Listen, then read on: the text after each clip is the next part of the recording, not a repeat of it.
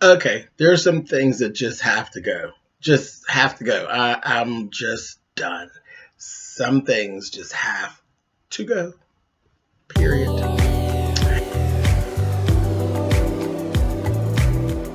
And I'm like, come on through, Cookie. I want to pull my soapbox. That's basically it.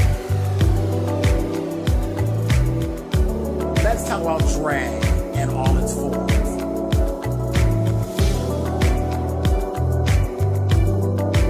What, Cookie?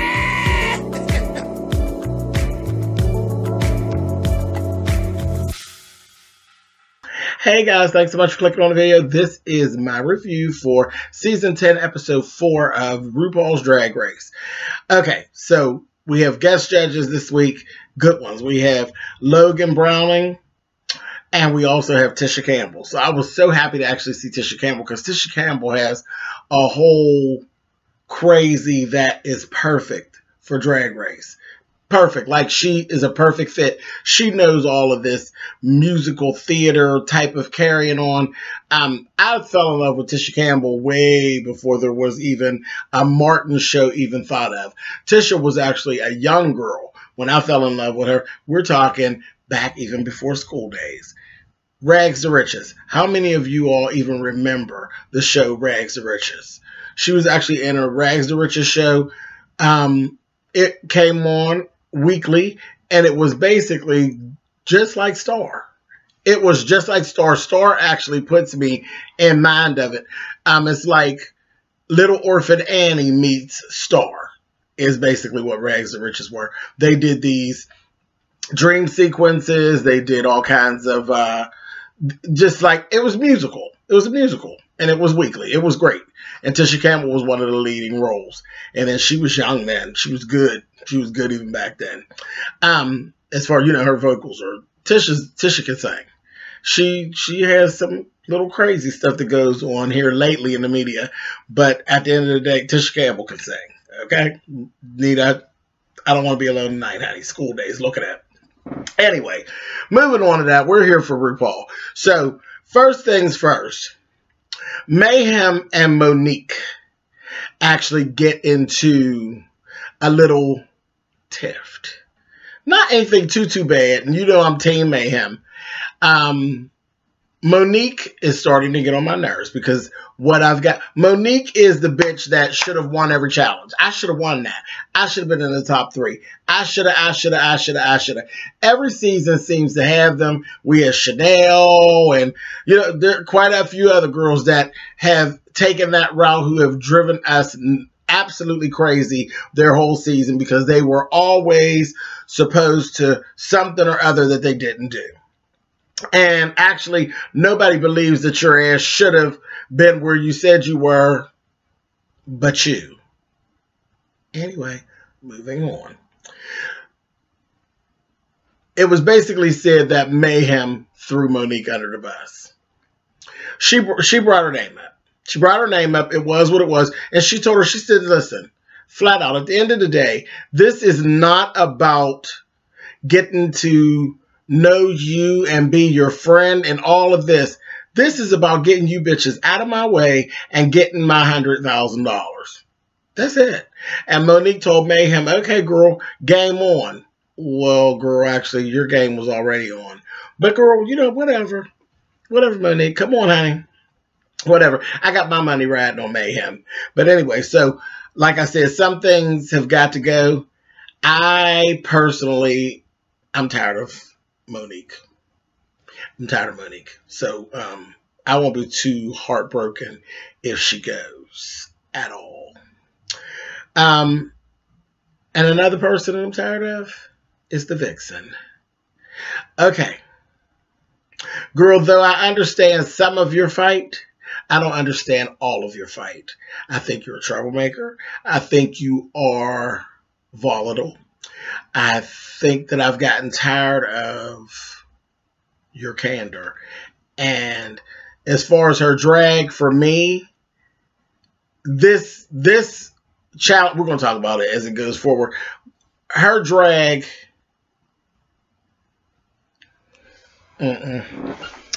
It's not giving me what I need. It's not giving the show what the show needs, as far as I'm concerned.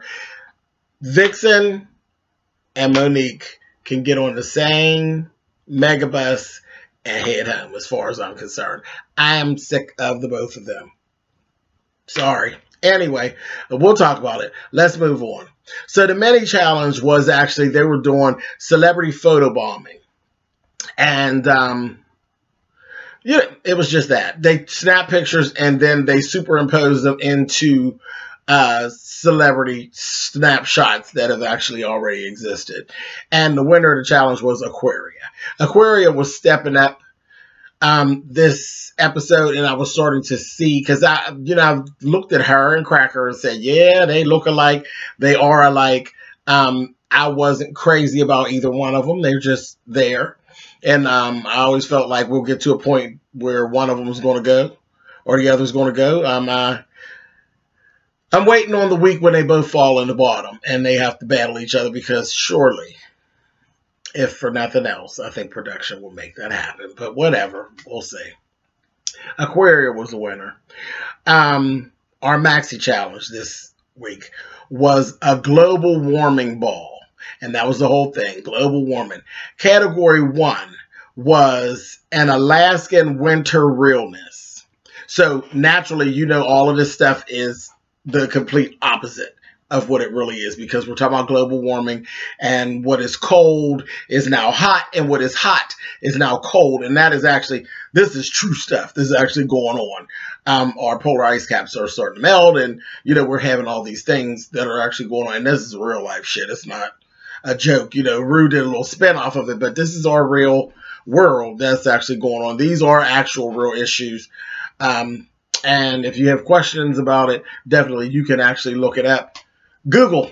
Go Google. If you have a lot of questions, which you probably will, go Google. Go Google and figure out what's actually going on. It's a real live thing that's going on. But anyway, so this is, that's Ru. Ru is always, and Ru's very, very smart. So Ru is always teaching, and there's always a message in everything that RuPaul does. I love her. But anyway, so category 1, Alaskan winter realness. I'm only going to go through the ones that actually stick out to me that I really liked. I really liked Aquaria's outfit. It was very Nacho Libre. She looked just like she walked out of a video game or a wrestling match. She had this long ponytail. It was fantastic. She did a great job on that. You could actually see her craftiness and how she really can sew and put some things together. That was really nice. Really, really nice. It was my favorite overall. It really was. It was my favorite for the first category.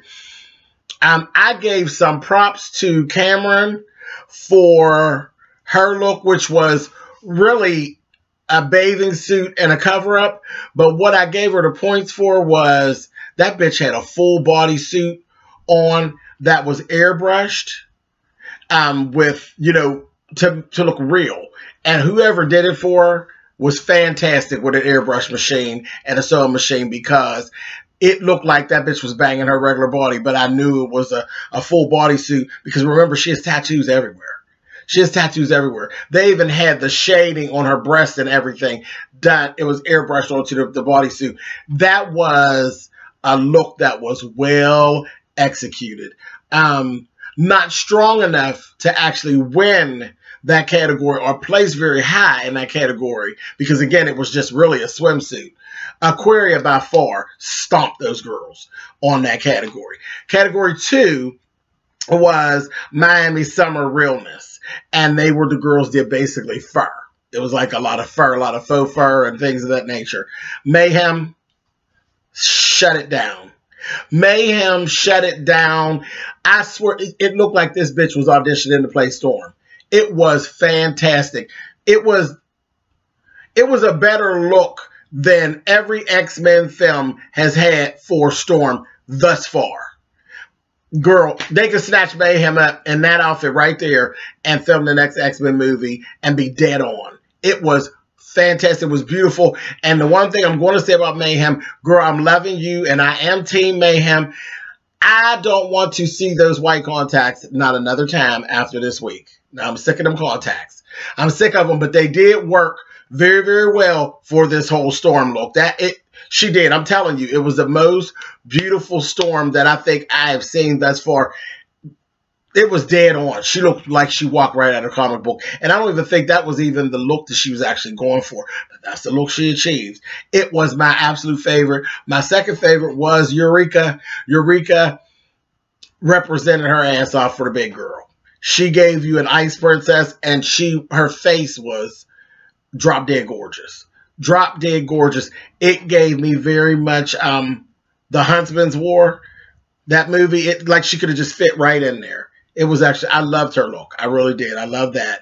Now on this, Cameron went down the tubes for me because she ended up with this, her makeup. It was doing all this iciness thing going on, but this shit like this blue makeup around her mouth, and just made her look like, because she is manly. You know, she is a hell of a body, and her features are so chiseled because she's so pumped out that it's very easy for Cameron to fall into looking like a man. And that's what she had actually going on. She was giving me man tease. And then around her mouth was like this blue, it looked like a blue mustache and goatee. And I was like, no, ma'am. No, ma'am. I had no use for that at all. So that was a fail for me. Monique looked like she was on her way to church. I said, Miss Thing, the category called for Miami summer realness during global warming. It did not call for Kojic revival. And that's what that gave me. I said, girl, she is headed on her way down to the church house. Yeah, I wasn't feeling that at all. Didn't care for that. Asia's look gave me straight Cookie Lion. I looked over and said, Cookie, girl, what's up? It was, you know, if you watch Empire, you know, Cookie wears this over the top. Everything's designer. Every piece that Cookie wears alone is fantastic. But for some reason, she piles all the shit together and looks crazy. That's what Asia's outfit gave me. Very Cookie Lion. Cracker was dead on a Bond girl. Dead on. Looked like a Bond girl. She could have fit right into a 007 movie. It was executed very, very well. It was Bond girl all the way. But again, my favorite was Mayhem. Second favorite was Eureka. The third category was Martian Eleganza Extravaganza. So that was the only one that was really kind of literal, you know, with this going outer space type of look. So my favorite one was Mayhem.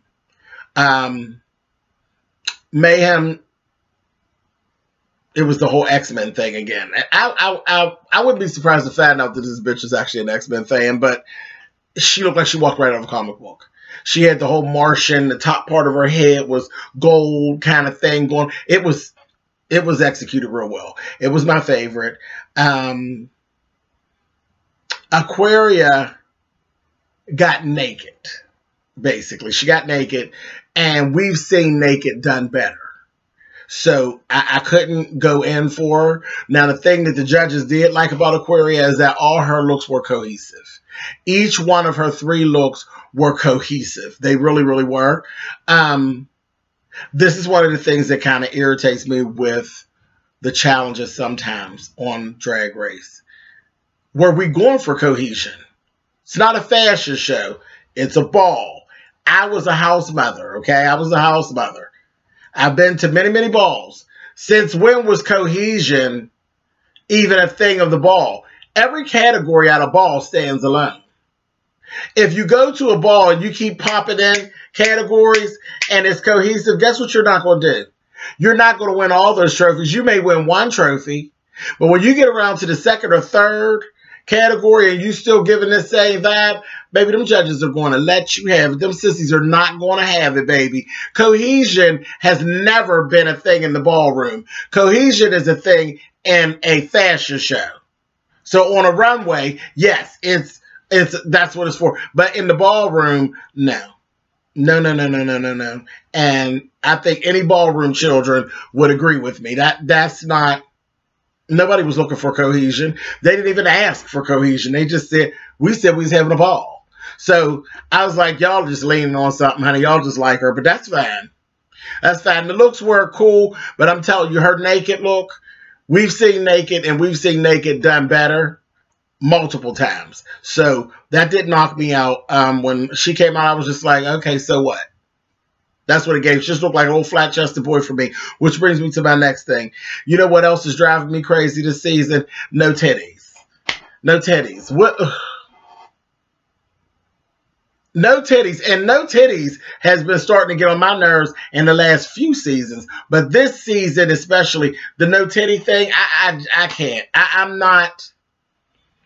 I don't know. You know, again, my aesthetic is a certain type of way. And I know drag is all-inclusive of a whole lot of different things. But flat-chested boy is never what I think of when I think of drag. So you can have the most beautiful face in the world. When I get to you with a flat chest, your whole look is off to me. I'm not into the flat-chested boy drag look. I'm just not into it. And I've seen quite enough of it. Quite enough of it. Anyway, they don't seem to mind, which again is another thing that irritates me, because do you all remember a couple seasons back when they were screaming at the girls for wearing breastplates? Okay, you're not gonna be able to keep wearing this breastplate in every runway. Honey, titties is part of drag, honey. I just don't get it. I'm like, all right, honey. And of course, you know, we've revisited our line, which I told you all she was going to be famous, honey. I don't even know why they were even saying it, but they made time to say, Miss Vanjie. Miss Vanjie. I said, child, we're going to say this on every episode. I love it. I love it. Miss Vanjie, bitch, you better be there when you're not even there. Get your life, Miss Vanjie, bitch. You're going to be famous, whore. Famous. I love it. I'm so here for it. Anyway, Cracker. Cracker's last look was just very literal. It was very literal, very Judy Jetson. They liked it. I was just like, whatever. It was cool. It was good. It was good. It really was good, but it was very, very literal. I preferred Mayhem's because it really gave me something. It gave me something. It really did. Really did. That Mayhem, I swear I would love to speak to her and see if the X-Men thing was in her mind when she planned those looks out. I would put money on it. I would bet that there's an X-Men something. She likes some type of X-Men something. Something Stan Lee is in her head. But anyway, she did real well. Okay, so anyway. So when they hit the runway. Oh, before we even get to that, let me just say this. The Vixen. I already said I'm ready for her to go. And what happened with her, she was cohesive as well in this ball. And that was that every look looked cheap. Every look looked cheap. And as a matter of fact, everything that Vixen has put on since she's been there looked cheap and undone. And not right. Something just not right. Something just not connected. Every look that she's done since she's been there. What I get from the Vixen is everything looks like every week she's still on the 99-cent store challenge. Bye, Vixen. Bye. But again, they made her safe. They made her safe. And she's still, I said, whatever. I don't know what you all are doing, but whatever. Not in my world. I'm just like over her. And then her behavior is atrocious. Her behavior is atrocious. During Untucked, her and Eureka had a whole big old falling out. Big old falling out. Now, Eureka, yes, Eureka's a bitch. Eureka can be a bitch. She has that. We know that. She had been doing a pretty good job of not falling into that category for me because the things that Vixen said about Eureka were absolutely correct. She was the girl we hated in season 9 for that behavior. But Vixen, all of this, always ready to fight. When does the professionalism kick in? Because that's where the issue is now. It becomes a professionalism issue. Nobody can say anything without worrying if you're going to fly off the handle. Well, baby, guess what? Ain't nobody trying to deal with that. Because I wouldn't hire you. I wouldn't hire you to do a show with me. Because I step away for a minute and then you ready to jump on one of my girls, or you backstage screaming and hollering. Child of professionalism. I wouldn't deal with you. I've gotten tired of looking at you on here. So like I'm saying, I would never book you. I wouldn't book the vixen to do shit. Not even to take out my garbage. But you know, whatever. This is RuPaul's Drag Race, not Milan's Drag Race. So she's safe again. So we'll see. Anyway, moving on. So overall, this whole challenge, they get on the runway. I was happy of this. It came up about Asia and her looks, and they felt like her looks could have been better. She said that, you know, her last look, one of the looks wasn't done when she got there, and she didn't really have a lot of time to finish it the way she chose to, because she had helped everybody get ready.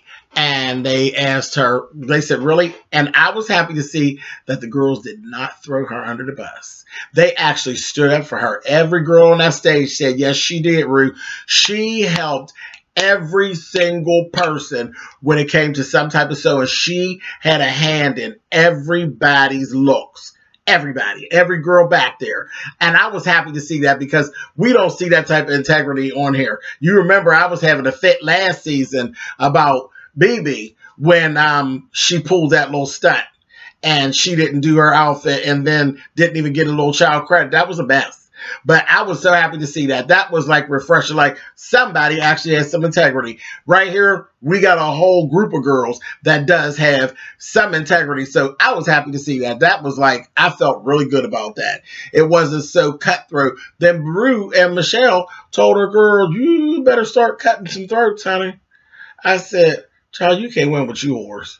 You cannot win with you whores.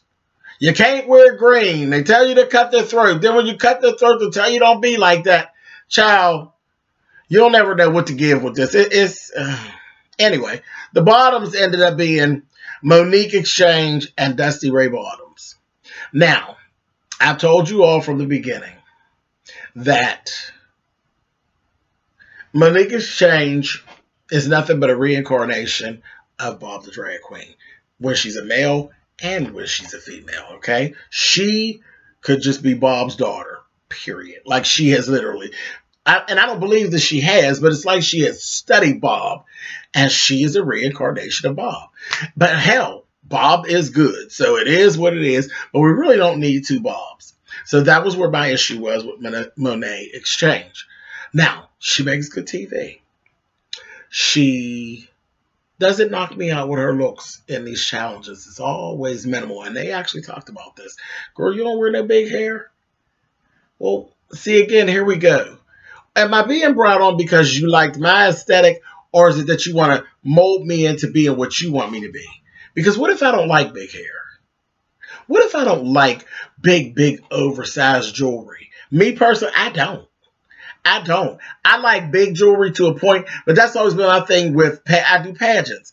In the pageants, some of the things, it's like a monkey show. I know that I have to do these things this way in order to do well in this pageant, so I'll do them. But those are not the way. This right here, this is a good earring for me. I'm cool with this. I do have some big stuff, but some of the stuff that I see in pageants, it's just so big and so gaudy to me. But again, you got to do what you got to do to get what you want. And this is what I'm getting. Again, RuPaul's Drag Race it's a pageant, and it's becoming more and more like a pageant. Your aesthetic is being watered down for you to become basically more like Ru, you know, more campy. Because I just kind of feel like if you're not campy, then you kind of don't fit in. All drag queens are not campy. It doesn't work for all drag queens. But you have to kind of learn to do these things. You know, these slapstick jokes and some of this old B-rated acting and stuff. You know, there are some girls that can really act for real. You know, and it seems like they have to water their brand down to make it over here. Again, well, it is a pageant, so I guess I'm just fussing just to be fussing, I guess. But whatever. It is what it is. But I feel like, and they actually have said it in some of the confessionals, that Monique Monet exchange, that what you see from her is what she actually gives when she's at home. And you all chose her. You chose her. You know what I mean? They said, no, she don't come with no motherfucking big hair. She come with a little squeezer, wig on. Baby, don't be tucked and have on a jumpsuit and come on. And they said the people just eat her up. So that means her aesthetic works, right? Because at the end of the day, it's about green. Green is the bottom line at the end of the day. Whatever. So we got Monet and we got Dusty. They get down there. They do Pound the Alarm by Nicki Minaj. They were both actually good. But baby, when I tell you, it was at this moment that Monet proved herself to me and made me fall in love with her. In that small little 2-3 minute space, I fell in love with Monet Exchange. Her performance was, again, we have had some of the best lip syncs in the last couple of months that we've had the whole time Drag Race has been on television. Monet tore shit up. When she went and did the whole thing, because, you know, this is the thing, and it irritates me with this too. Does every girl have to split? Does every girl have to do a death drop? You got to do that? I used to do both. I don't do either anymore. I'm 46 years old. I don't do either one anymore. I don't do death drops and I don't do splits. I know how to dip, but hell, once I dip down there, who the hell gonna get me up? You know what I mean? I'm like, this is all crazy, but it seems this is what they're expecting it. They start to expect, everybody expects a split. Everybody expects a death drop if you fall into the bottom. And I get to a point where I'm like, if you fall on that floor, then I ain't gonna be using it. And when Monet went into this one part, when they thought she was getting ready to do the jump up and split, and she didn't do it, I said, bitch, yes. I was sold from that point there. She jumped up and did that. It took it into a whole comedy thing, and it was a comedy thing that worked. And it was very Bob the Drag Queen, but it was done well. It was done well. I said, okay, Monet, it was good. And then I couldn't take my eyes off of her. She continued on. And then at the end of the number, she slayed them and did jump up and did the split. Like, bitch, I was playing with you. I really can do it, bitch. Don't get it twisted. She shut it down. She shut it down. And that's nothing to take away from Dusty, because Dusty actually did very well. And like she said, going out the door, of course we chose Monet to stay. But Dusty Ray Bottom said going out the door, baby, I'm a rock and roll queen. I'm a rock and roll queen. I don't do Nicki Minaj, but I did what I could do. And bitch, you did the damn thing. RuPaul even complimented them and said, this right here, ladies, what you're looking at, this is what a lip sync for your life looks like. That was really good. And I understand. And I had respect for her, because no, she not no bitch to do Nicki Minaj. And she was on it. And she was on her words. And she did a really good job. But sometimes the bitch come through and there ain't nothing you can do with them. And there wasn't anything that anybody could have done with Monet. Monet meant to stay, and she stayed. She performed her ass off. And in that little 2-3 minute space, she made me fall in love with her. So this is it. I've ran my mouth. I've said all I had to say. I really did enjoy the episode. I really did. One last thing that I'm going to say about this. Did any of you all have a problem with your DVR recording? I'm with Fios. Again, I had a problem with my DVR recording, and I actually couldn't watch the show until this morning. What's up with VH1 and our DVR recordings? What's going on? Because nothing else, I don't have a problem when I do my Love and Hip Hop. I don't have a problem when I do Leave It to Stevie, but then when we go Leave It to Rue, I'm having a problem. Come on now. Don't play. Don't play. But leave it in the comments. Let me know, have you been experiencing some problems with your cable DVR stuff when it comes to Drag Race? I'm just interested to know. But anyway, thank you guys for watching. I'll catch you next week, and later.